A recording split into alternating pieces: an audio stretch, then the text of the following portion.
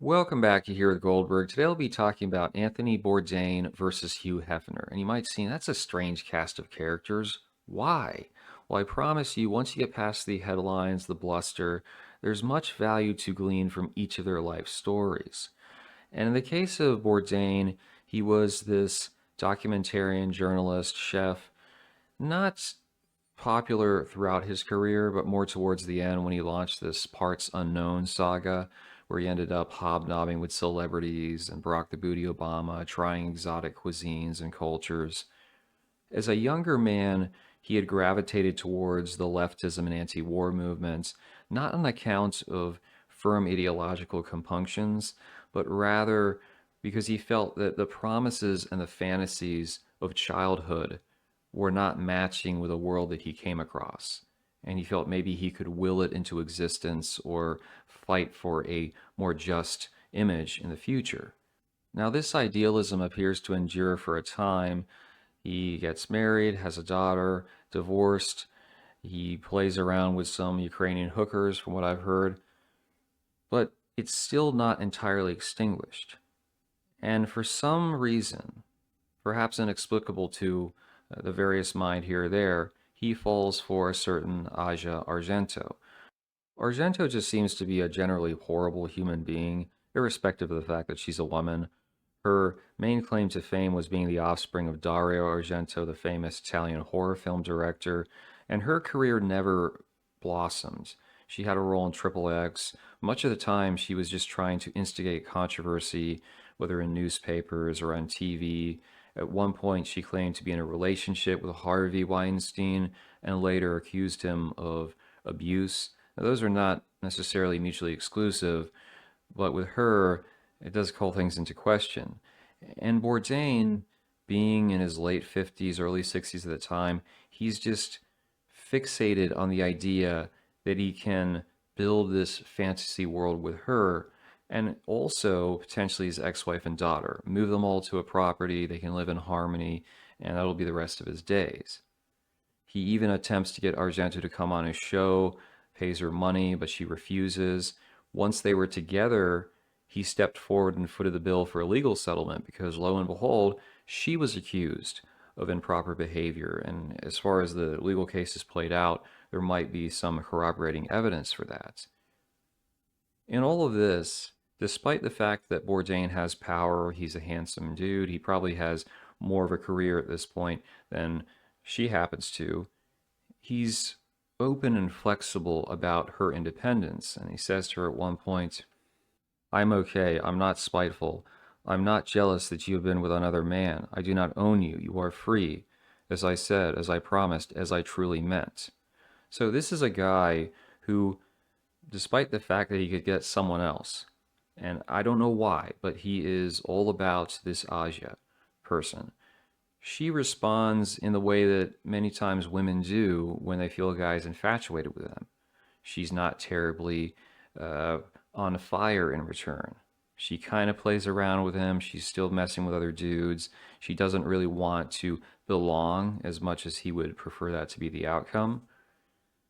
And he spirals into despair. Now, I don't want to say it was entirely her fault. There could have been other factors, but it seems like this was what sort of pushed him over the edge. That maybe those fantasies, those picturesque landscapes that he had imagined as a kid were not manifesting, and the clock's ticking, right? He's not as young as he used to be. Will he be able to secure what he truly desires before it all comes crashing down? Elsewhere, he's believed to have said, but it's that that stings. I meant and mean everything that I ever said to you, but I hope you will have mercy on me for these feelings. She responds, I can't take this. Now, this is precisely how women do behave when they're not serious about reciprocating with a guy, especially if he's truly infatuated with them for some reason. Bourdain continues, it would have been so easy to have helped me out here. I required so little, but F you is your answer. My A, referring to Argento, I can't believe you have so little affection or respect for me that you would be without empathy for this. So these are in his last days. He's struggling, he's going downhill, and she seems cold to it. If you've ever been in a relationship where you actually did have some investment in the girl And maybe she flipped the switch. Maybe she went from affectionate to totally cold because she was trying to, I call it unpersoning. This can be very damaging, especially for a guy who he's not 21, even though some guys at that age will do crazy things over women, but he might have seen her as his last chance at genuine happiness outside of whatever spiritual pursuit that he may or may not have, in fact, been devoted to.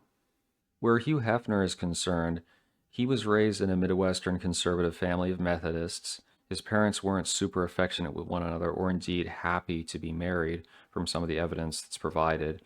As a young man, he starts to explore the early stages of the sexual revolution, this being pre 1960s, but at the time, the hookup wasn't necessarily wham, bam, thank you, ma'am. It was more making out, aggressive petting. At one point, he intends to marry this Millie Brown and eventually does so. But they have a break in their relationship, and she has an actual, you know, basket hoop type experience, which disgusts him because it violates this altar of integrity and idealism that he has built in his mind for her. Nevertheless, people criticized him. Oh, he's a degenerate. He didn't care about family. This is untrue. He had a daughter with her, Christy, who was a very successful executive in the Playboy enterprise. From a later marriage, he had a son who's his splitting image and is a businessman. Ended up marrying Pansy Parkinson from the Harry Potter series. But let's take a look at his philosophy, and you can compare it somewhat to Bourdain's because it's interesting. Real way, I escaped into, in childhood, romantic dreams and fantasies as a kind of the equivalent of love. And I think most of my life has been a search and a quest for that perfect world that was described in the films and songs. That in of itself is very telling because Hefner did the family stuff, but he also built this almost amusement park for a man. And you see the rage pilling in the responses. Some of the guys, they're like, oh, he's a degenerate. Yeah, you're saying that because the average man doesn't like individuals like Hugh Hefner. Frankly, Hugh Hefner probably couldn't exist nowadays. He would have been taken down with a lawsuit a long time ago. The average man knows that he's going to be required to cuck dance for a woman his entire life, that he has to keep his ear to the ground for whatever a woman wants. Otherwise, he'll get in trouble. And he'll either be single or she'll be putting him on a diet when it comes to physical affection. The women in the comments are going, oh, that's all sex without love. But indeed, women have sex when they don't love a guy for resources, for survival, for clout. So it's interesting how he was always being raked over the coals by the conservatives. Oh, he's destroying society. But in a strange sense, he's simply responding to the environment that he's in. And he's building a better outcome for himself. But because that's not available to the vast majority of people, they resent him for it. In his 80s, Hefner did marry for the last time this girl who was like 58 or 60 years his junior. And more recently, he's been dead for quite a few years now, but she's out with her tell-all book. Oh, he didn't care about my needs. He was all about himself. It's like the guy built an incredible empire. He had tons of attractive women, many of whom are more attractive than her. If you see the pictures, these are old school females. Before gym culture, all that nonsense, just naturally beautiful blondes, brunettes, in particular redheads. He was able to achieve all of that. He actually did age like fine wine. I'm sure he did Botox or surgery, but that's a rare example of a guy who not only could pull old women, but can pull young women like that. And what does she have to offer? Well, she's marrying him for his resources, and then she badmouths him after the fact when everyone knows she was doing it probably to advance herself. So I just think it's fascinating the value which men ascribe to different things. You have Bourdain who goes into a spiral of depression over unrequited love, or at least in large part. And you have Hefner that tried it multiple times and it didn't work out, whether it was his fault, it's the woman's fault, it's society's responsibility.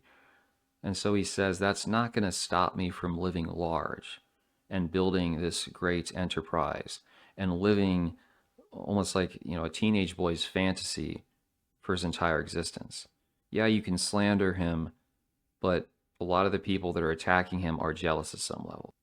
So Let me know what you think about these two individuals.